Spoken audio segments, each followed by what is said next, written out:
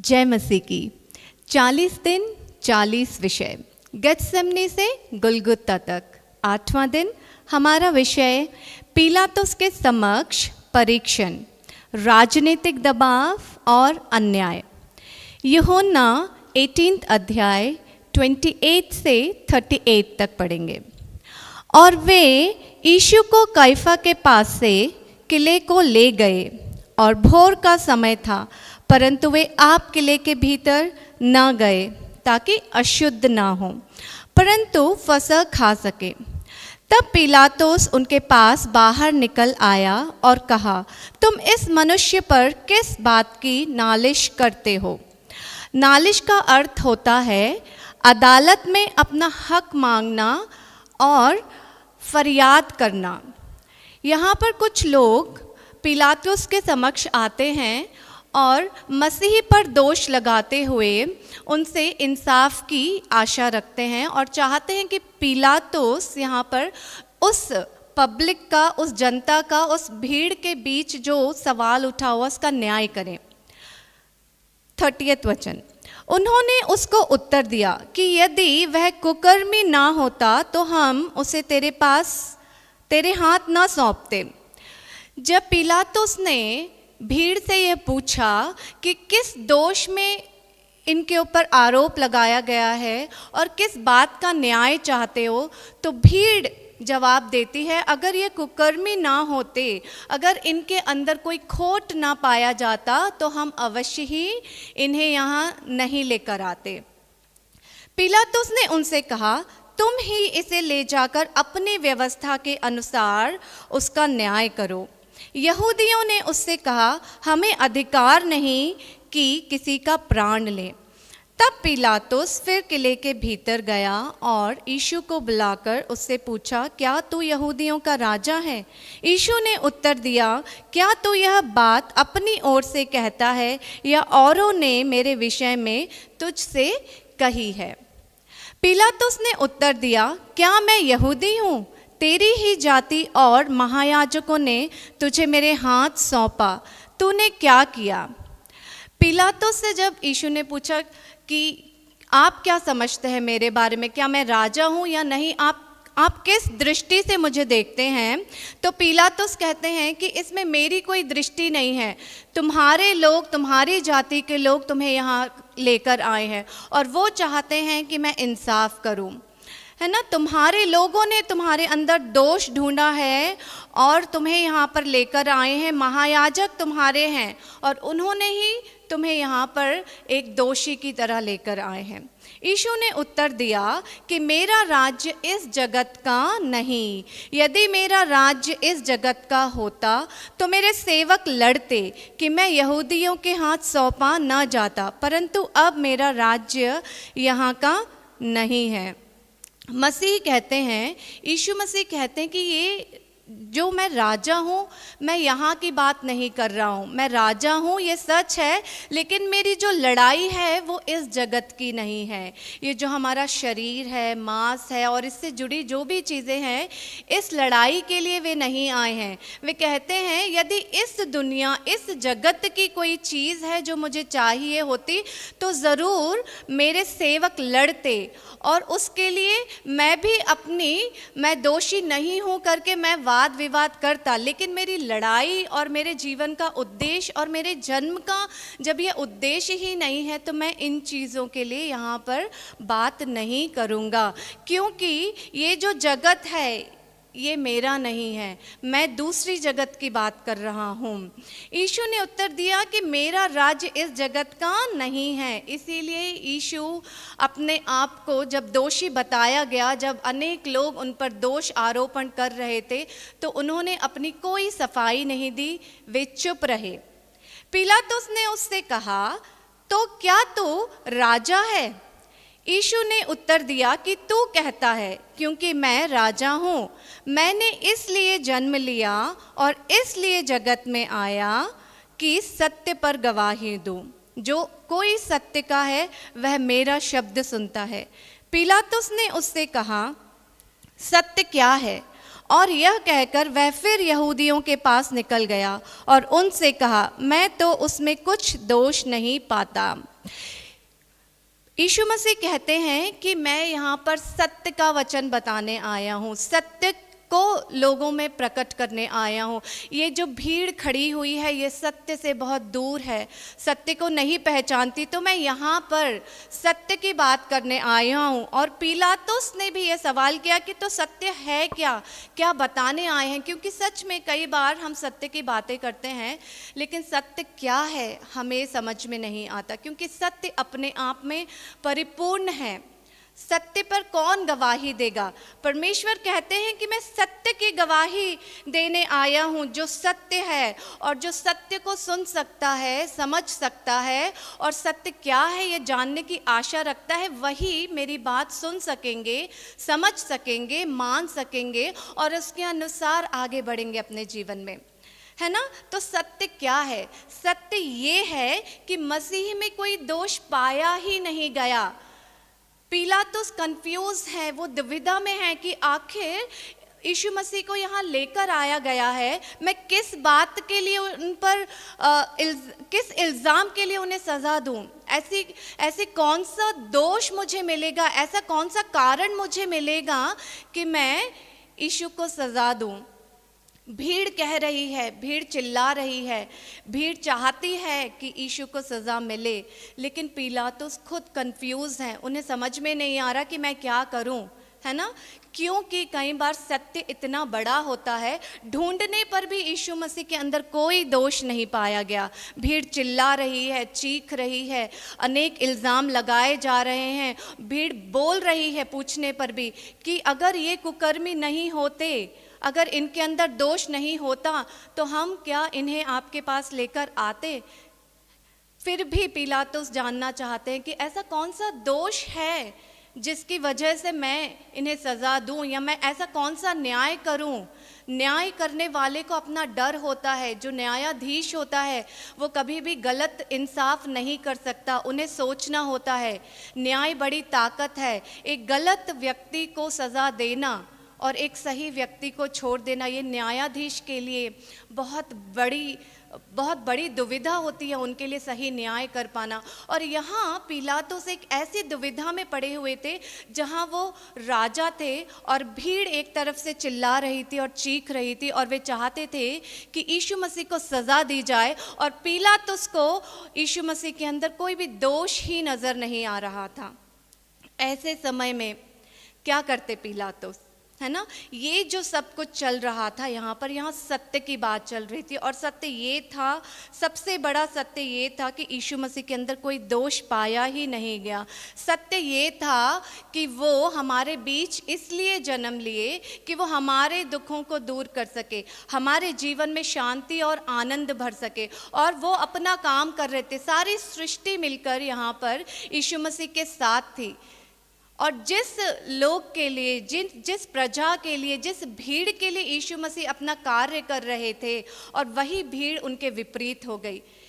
क्योंकि यहाँ पर कुछ ऐसे अधिकारी थे जो डर गए थे, क्योंकि एक ऐसा सुधारक इस समाज में आ गया था। उस भीड़ में ऐसे कुछ अधिकारी थे जिन्हें डर था कि कहीं हमारी चाल ना पलट जाए। हमने ये जो अपना पॉलिटिकल यानी राजनीतिक दबाव लोगों पर बना रखा है, जिस तरीके से हमने अपनी राजनीति चला रखी है, और इस समाज में हम अपनी मनसाओं को और अपने राज्य को और अपने अधिकार को लोगों के ऊपर हम चलाते हैं और लोगों को दबा कर रखते हैं, तभी ये सारी भीड़ जो यहाँ पर खड़ी है हमारी बात सुनती है। अगर इन्हें सत्य पता चल जाए जो यीशु मसीह बता चुके हैं, तो ये अधिकारी डर गए, क्योंकि कोई भी अधिकारी नहीं जानता कि जो सच्चा सच है, जो रियल है, वो भीड़ के सामने आए। क्योंकि इस समाज में ऐसे कई काम हो रहे थे जिनकी वजह से इन अधिकारियों का लाभ था। वो अपना लाभ नहीं खोना चाहते थे, वो नहीं चाहते थे कि ये जो भी राजनीति इन लोगों ने चला रखी है और उसका जो दबदबा लोगों पर चलता है, वो ख़त्म हो जाए। और अब ऐसा हो रहा था कि जब से यीशु मसीह उस भीड़ में चलते फिरते थे, उस समाज में चलते फिरते थे, वो आते जाते लोगों के डाउट्स क्लियर कर देते, लोगों को अच्छी बातें सिखाते थे, लोगों को उस नशे से, उस दुविधा से, उस कन्फ्यूजन से बाहर निकालते थे जो इससे पहले के अधिकारियों ने लोगों के अंदर भर रखा था। वे नहीं जानते थे कि वे क्या कर रहे हैं, बस वहाँ पे सिस्टम बना रखा था, गलत चीज़ें कर जाओ, अपने सुध बुध में ना रहो। इंसान बेहोशी में जी रहा था, उसे नहीं पता था कि क्या सही है और क्या गलत है। जब मसीह इस भीड़ में आए तो उन्होंने सही बात का परिचय दिया, सही चीज़ों को बताना शुरू किया, अच्छी बातों का वर्णन करने लगे, सही और गलत में अंतर दिखाने लगे। जब ये सही और गलत का अंतर लोगों को समझ में आने लगा तो ये सारे अधिकारी डर गए। इन्हें लगा अब तो सारी भीड़ समझदार हो जाएगी, भीड़ के अंदर इतना ज्ञान हो जाएगा कि लोग हमसे सवाल करेंगे कि ये सही नहीं है, ये गलत है।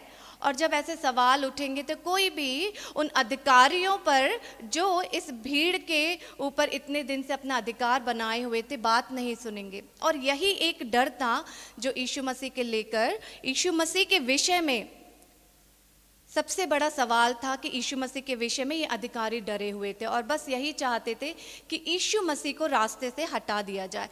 तो सब लोग मिलकर वहाँ पर यीशु मसीह के अंदर दोष ढूंढने लगे। कितने ही दोष ढूंढे, लेकिन कभी भी कोई ऐसा एक भी मौका नहीं मिला जहाँ यीशु मसीह को पकड़ा जाए और उन्हें दोषी साबित किया जाए। उनका कोई भी कार्य ऐसा नहीं था जो दोष से भरा हो, क्योंकि यीशु मसीह क्या बनकर आए थे इस जगत में, इस दुनिया में, इस समाज में और इस भीड़ के बीच में।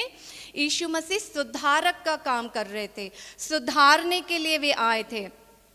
यीशु मसीह का कोई भी काम यहाँ पर ये नहीं था कि वो इस सिस्टम के अनुसार चले, वो इस सिस्टम को तोड़ने आए थे जो बुरा था, जो इन अधिकारियों ने अपने मतलब और अपने स्वार्थ के लिए बना रखा था, और वो सत्य का प्रचार कर रहे थे। और जब ये सत्य सामने आने लगा तो ये जो टेम्पररी चीज़ें थी, जो टेम्पररी चीज़ें जो अस्थाई और अल्पकालिक थी, थोड़े समय के लिए जो जनता को भरमाया गया था, इस भीड़ को सिखाया गया था कि लोग व्यभिचार करने लगे थे, झूठ बोलने लगे थे, अन्याय करने लगे थे, भ्रम, भ्रष्टाचार, अपराध, व्यभिचार, ये सारी जो भी बातें थी ये किसके लिए फ़ायदेमंद थी? ये उन अधिकारियों के लिए फ़ायदेमंद थी कि जो भीड़ है वो इस तरीके के एक भ्रम में पड़ी रहे, ज्ञान ना हो इंसान के पास कि सही और गलत बात का वो विचार कर सके, भ्रम में जीता रहे, ये समाज भ्रम में जीता रहे, ये भीड़ भ्रम में जीती रहे, ताकि अधिकारी अंदर ही अंदर अपना स्वार्थ पूरा कर सके, इस भीड़ को भटका सके। और इसमें ये जो सारे अधिकारी थे उस जगह के, उस स्थान के, जो वहाँ का परिपालन करते थे, है ना, वो चाहते थे कि ये जो सारी इतनी भीड़ खड़ी हुई है ये हमेशा भ्रम में पड़ी रहे, क्योंकि भ्रम क्या करता है, इंसान की सोचने समझने की शक्ति छीन लेता है। नहीं चाहते थे वे अधिकारी कि इंसान सोचे समझे, उसके अंदर ज्ञान हो, है ना। जब इंसान के अंदर ज्ञान होता है तो हम अच्छे बुरे में फ़र्क करने लगते हैं, सही गलत का हम समझ करने लगते हैं। और जब इंसान को पता चल जाता है कि यहाँ ये चीज़ गलत है और ये चीज़ सही है, तो हम क्या करते हैं, हम किसी की बात नहीं सुनते। और अब भीड़ के अंदर एक तरह का ज्ञान आने लगा था, क्योंकि वे यीशु मसीह की अगुवाई में चलने लगे थे, वे यीशु मसीह का बोध सुनने लगे थे, यीशु मसीह को जानने और समझने लगे थे, यीशु मसीह का प्रभाव उस भीड़ पर होने लगा था। जब ये भीड़ उस ज्ञान को समझने लगी तो सारे अधिकारियों ने सोचा कि अब नहीं, अब ऐसा ना हो कि ये मूर्ख जनता, ये अज्ञानी जनता ज्ञान को प्राप्त कर ले, और इस ज्ञान के प्राप्त करने से लोगों का तो भला होगा, लेकिन अधिकारियों का, जो अधिकारी हैं, उनका नुकसान हो जाएगा। तो वे अधिकारी नहीं चाहते थे कि उनका नुकसान हो। तो ये जो सुधारक थे हमारे यीशु मसीह, वो रिफॉर्मर थे, वो बुरी चीज़ों को सही में बदलने के लिए आए थे, वो गलत चीज़ों को अच्छा बनाने आए थे, वो झूठ को मिटाकर सच्चाई को प्रकट करने आए थे, वो अंधेरे को मिटाकर रोशनी को भरने आए थे आपके जीवन में, हमारे जीवन में, हम सबके जीवन में, और इस समाज को सही राह और सही दिशा दिखाने आए थे। और ऐसे ही व्यक्ति को हम सब ने मिलकर क्या किया? दोषी बना दिया, क्योंकि उनकी बातें कहीं ना कहीं हमारे अंदर भी काम कर रही थी। और जो हमारा खुद का अपने आप से स्वार्थ है, जब सही बातें हमारे सामने आई तो हमें डर लगने लगा कि अरे ये तो मेरी इच्छा है, ये तो मेरी चाहत है, ये तो मेरी आवश्यकता है, ये तो मेरी ज़रूरत है। अगर मैं नशा नहीं करूँगा तो मैं कैसे जीऊँगा? अगर मैं व्यभिचार नहीं करूँगा तो मेरी ख्वाहिशें कैसे पूरी होंगी? अगर मैं चोरी नहीं करूँगा तो फिर क्या करूँगा, है ना? तो हम अपने आप को जस्टिफाई करते रहे, हम अपने आप को बचाने की पूरी कोशिशें करते रहे, और हम अपने आप को बचाने की कोशिशों में हमने यीशु मसीह को दोषी बना दिया और उन्हें कटघरे में खड़ा कर दिया, जहाँ पर भी उनके अंदर कोई दोष ना होते हुए भी उन्होंने आपके लिए, हमारे लिए और हम सब के लिए उन सारे दोषों को अपने सर पर ले लिया। उन्होंने उन सारे दोषों को मान लिया, उन सारे दोषों को अपने ऊपर लेके उस दुख को सहा, है ना? कितने अच्छे हैं हमारे परमेश्वर। हम नहीं कर सकते कभी भी ऐसा, कोई हमें एक बात बोले और हम उसके लिए 100 जवाब देने लगते हैं, है ना? लेकिन हमारे मसीह हमें क्या सिखा रहे हैं? अपना कार्य अगर तुम सच्चाई से करोगे, अगर तुम सत्य को बताने आए हो, तो तुम्हारे अंदर लोग दोष को ढूंढेंगे। तुम अपना काम अच्छा करो, अपना काम सही करो, तुम अपने आप को निर्दोष साबित करने की कोशिश मत करो, क्योंकि तुम्हारे लिए कौन कार्य कर रहा है? तुम्हारे लिए सारी सृष्टि काम कर रही है, तुम्हारे लिए सारी सृष्टि, सारी प्रकृति काम कर रही है। यदि तुम्हारे अंदर सच का वास है, यदि तुम सच्चा काम कर रहे हो, यदि तुम अच्छा काम कर रहे हो, तो तुम्हारे साथ सारी सृष्टि है, सारी प्रकृति है ना? और जब प्रकृति तुम्हारे साथ है तो कौन मनुष्य है जो तुम्हें दोषी बना सकता है? कौन मनुष्य है जो तुम्हारे अंदर दोष ढूंढ सकता है? अगर दोष मिल सकता तो यीशु मसीह में मिलना था, लेकिन उनके अंदर उनका स्वभाव ही ऐसा नहीं था, उनका जन्म ही ऐसा नहीं था। उनका जन्म परिशुद्ध था, उनका जीवन परिशुद्ध रहा, उनका बोध परिशुद्ध था, और उनके साथ जुड़ी हुई हर वो बात परिशुद्ध थी जो आपके लिए और हमारे लिए थी। हमें परिशुद्ध मार्ग में लेकर चलने का जो उनका प्रयास था, हमने उसी में दोष ढूंढ लिया, हमने उसी को उनके लिए सज़ा का कारण बना दिया, जबकि उनकी अपने आप में कोई भी कमी, कमज़ोरी और कोई भी दोष ना होते हुए भी आपके और हमारे लिए उन्होंने इतना बड़ा इल्ज़ाम अपने सर ले लिया। वे चुप रहे, वे चाहते तो कह सकते थे, लेकिन उन्हें कहना मंजूर नहीं किया। उनका पर्पस, उनका जो उद्देश्य था, उनका जीवन जिस उद्देश्य के लिए था, वो अपना उद्देश्य पूरा करते रहे। वे चुप रहे, शांत रहे, खामोश रहे, सुनते रहे, उस हर इल्ज़ाम को सहते रहे, लेकिन उन्होंने कहीं पर भी आवाज़ ऊंची करके ये नहीं कहा कि मेरे अंदर कोई दोष नहीं है, जबकि इन पिलातुस को भी पता था कि इनके अंदर कोई दोष नहीं है। फिर भी पिलातुस भी वहाँ पर चुप रहे, यीशु मसीह भी चुप रहे, क्योंकि प्रकृति अपना काम कर रही थी। यहोवा परमेश्वर के द्वारा जो आदेश दिया गया था, यीशु मसीह उसका पालन कर रहे थे, और सारी सृष्टि, सारी प्रकृति भी उनकी सहायता कर रही थी इस कार्य को पूरा होने में। लेकिन वो भीड़ सोच रही थी कि ये हम कर रहे हैं, है ना? हम अज्ञानी हैं, हम मूर्ख हैं, हम ये सोचते हैं कि हम बहुत बड़ा काम कर रहे हैं। लेकिन सच में ये जो काम हो रहा था, ये हमारे लिए नुकसानदायक था, यीशु मसीह के लिए बिल्कुल भी नुकसानदायक नहीं था। हम एक ऐसी चीज़ से दूर होने वाले थे, ऐसे व्यक्ति से दूर होने वाले थे, ऐसी स्थिति से दूर होने वाले थे जो हमारी अच्छाई के लिए आई थी, हमारे जीवन को रोशन करने आई थी, है ना? ये सब जो पॉलिटिकली प्रभाव से हो रहा था, राजनीतिक दबाव के कारण हो रहा था, राजनीति के कारण हो रहा था, ये दबाव था, ये अन्याय था। उन लोगों के साथ, उस भीड़ के साथ जो किया जा रहा था, वो बेसुध थे, वो भ्रम में थे। उन्हें लग रहा था कि यहाँ पर हमारे जीवन में बहुत बड़ा कार्य होने जा रहा है। यदि हम यीशु मसीह को पिलातुस के हाथों पकड़ा देते हैं और उनको सज़ा दिला देते हैं, तो हम अपने जीवन में बहुत बड़ी उपलब्धि करने वाले हैं। वे नहीं जानते थे कि जिस व्यक्ति को, यीशु मसीह को हम उनके हाथों सौंप रहे हैं, अब कुछ देर में, कुछ वक्त के बाद वे हमारे बीच नहीं रहेंगे, और जिस सज़ा का हकदार हमें उन्हें बना दिया है, वो हकदार हमने नहीं बनाया, उन्होंने अपने आप को हमारे हकों की प्राप्ति के लिए, ताकि वो सारे हक जो हमारे हैं, जो हमारे लिए होने चाहिए और हमारी भलाई के लिए अच्छे हैं, उन्होंने उस इल्ज़ाम को, है ना, अपने ऊपर ले लिया हमारी भलाई और अच्छाई के लिए। सर्वश्रेष्ठ सर्वाधिकारी सच्चे जीविता परिशुद्ध परमेश्वर ने हमारी गलतियों, हमारी बुराई, हमारे अपराध और हमारे द्वारा किए गए हर पाप को अपने सर ले लिया, और उसके साथ ये जो राजनीतिक दबाव और अन्याय था, उसने एक सामान्य व्यक्ति के जीवन को भ्रम में इस प्रकार डाल दिया कि वो इसमें उलझा हुआ है। आज भी हम देखते हैं कि हमारे लोग और हमारा समाज और ये जो भीड़ इकट्ठी हो जाती है लोगों की हर बात में, हर जगह पर, यहाँ पर भ्रम होता है ना। किसी ना किसी विषय पर हम भ्रम में आ जाते हैं, किसी व्यक्ति को लेकर, किसी स्थिति को लेकर, किसी काम को लेकर, किसी स्वभाव को लेकर, किसी भी विषय को लेकर हम ऐसी भीड़ इकट्ठी कर लेते हैं जिसमें हमें नहीं होना चाहिए, और बस वहीं से हमारे जीवन का पतन शुरू हो जाता है।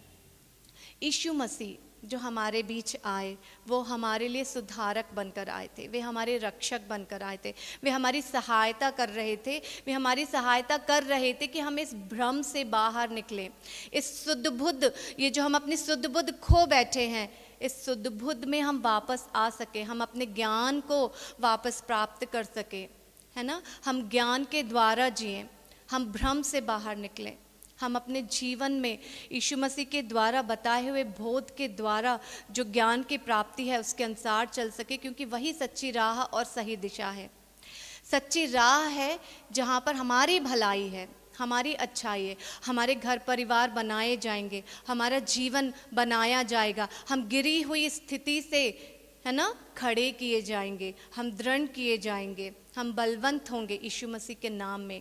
तो ये जो भी पॉलिटिकल एक्टिविटी वहाँ चल रही थी वो बड़ी टेम्पररी थी, वो अस्थायी थी, वो थोड़े समय के लिए थी, और वो जो सुधारक एक परमानेंट हमारे लिए एक परमानेंट स्थान लेकर आए थे जहाँ पर हमें जाना है और अपना जीवन व्यतीत करना है, और उसकी जो नींव इधर धरती पर डलनी थी उसको सिखाने के लिए आए थे। यीशु मसीह हमें उस नींव के द्वारा हमें दृढ़ करने आए थे, जो हमें उस स्थान तक पहुंचाएगी जो सत्य के मार्ग पर चलकर होगी, सत्य के मार्ग पर चलने से पूरी होगी।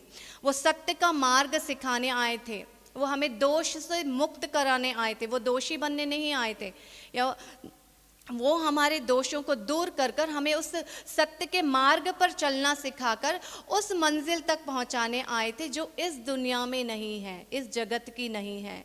हमारा शरीर ऐसी जगह पर उलझा हुआ है, ऐसे कार्यों में पड़ा हुआ है जिसे ठीक करना बहुत ज़रूरी है। हमारे विचार, हमारी सोच, हमारे कार्य सही नहीं हैं, उन्हें ठीक करना बहुत ज़रूरी है। और यीशु मसीह अपने सत्य के बोध के द्वारा कह रहे हैं कि मैं यहाँ पर सत्य का बोध करने आया हूँ, मैं सत्य की गवाही देने के लिए आया हूँ, और जो मेरा शब्द सुनेगा और जो वो उस शब्द को सुनेगा जो सत्य का है, वही मुझे सुन सकता है, समझ सकता है, जान सकता है और मेरे बताए हुए मार्गों पर आगे चल सकता है। जिसे ये बातें सुनाई भी नहीं देती, समझ में भी नहीं आती, और वे कहते हैं कि ये हमारी समझ से बहुत दूर है, तो ये सत्य की बातें उनको कभी भी समझ में नहीं आएंगी, क्योंकि ये है वो समय, आज का ये दिन है, आज का ये समय है जो हम ये 40 दिनों की बातें कर रहे हैं, 40 विषयों को हम लोगों तक पहुंचा रहे हैं। ये भी एक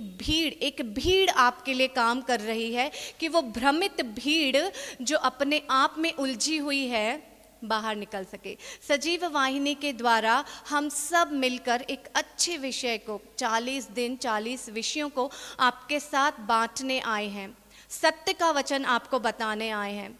हम सब एक मन एक आत्मा होकर यदि इस विषय को जान सके कि सच में सत्य क्या है, तो हम अपने आप को भी बचा सकेंगे, इस समाज को भी बचा सकेंगे, और उस भीड़ में पड़े हुए अज्ञानी और मूर्ख जो कुछ नहीं कर सकते, वे मासूम हैं और नहीं जानते कि वे क्या कर रहे हैं, उनके साथ क्या हो रहा है, क्योंकि वो किसके प्रभाव में हैं? वो एक राजनीति के दबाव में हैं, अन्याय में फंस चुके हैं, जबकि उनका उसमें कोई हाथ नहीं है। उसका एक साधारण व्यक्ति का ऐसे भीड़ में होना ही अपने आप में मुश्किल खड़ी कर देता है। तो हमें ऐसे किसी भी भीड़ में इकट्ठा नहीं होना है। जिस भीड़ का जब इंसाफ किया जाए, न्याय किया जाए, तो सिर्फ तुम उस भीड़ में खड़े होने की वजह से दोषी पाए जाओ। तो अपने आप को इस राजनीतिक दबाव से बाहर निकालो, अपने आप को इस प्रकार के राजनीतिक जगह से बाहर निकालो और अपने मन को, अपनी आत्मा को एक ऐसी जगह स्थिर करो जहाँ पर तुम्हें सत्य की बातें बताई जाती है, सत्य से जोड़ा जाता है। और सत्य का प्रकाश हम सबके लिए ज़रूरी है कि हम इस प्रकाश के चलते अपनी मूर्खता और अज्ञानता से बाहर निकल सके। सच में हम चाहते हैं कि यीशु मसीह के द्वारा बताया हुआ ये जो सत्य का बोध है, जो हमें हमारे दोषों से छुड़ौती देता है, हमें ये जानने की ज़रूरत है। इस वचन के लिए धन्यवाद करती हूँ और इस समय के लिए धन्यवाद करती हूँ, क्योंकि आज जो वचन हमने जाना है, सुना है और समझा है, वो हमें हमारे जीवन में हर प्रकार के दोष से विमुक्ति देने जा रहा है। और हम सब के लिए एक अच्छे जीवन में चलने के लिए इस विमुक्ति की बहुत आवश्यकता है। आइए प्रार्थना करें।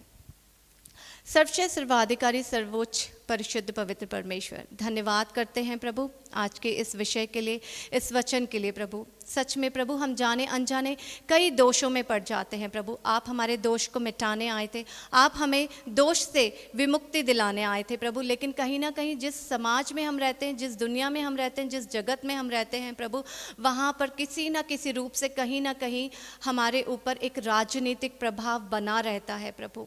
सच में प्रभु हम चाहते हैं कि यीशु नाम की सहायता के द्वारा, आपके त्याग और बलिदान के द्वारा, आपके बहाए हुए रक्त की हर बिंदु के द्वारा हम सब इस प्रकार की राजनीतिक दबाव से अपने आप को प्रभु बाहर निकाल सके, छुड़ौती प्राप्त कर सके प्रभु, और एक सच्चे मार्ग में आगे चल सके प्रभु, जो हमारे लिए अच्छा है, हमारे समाज के लिए अच्छा है, इस जगत के लिए अच्छा है प्रभु।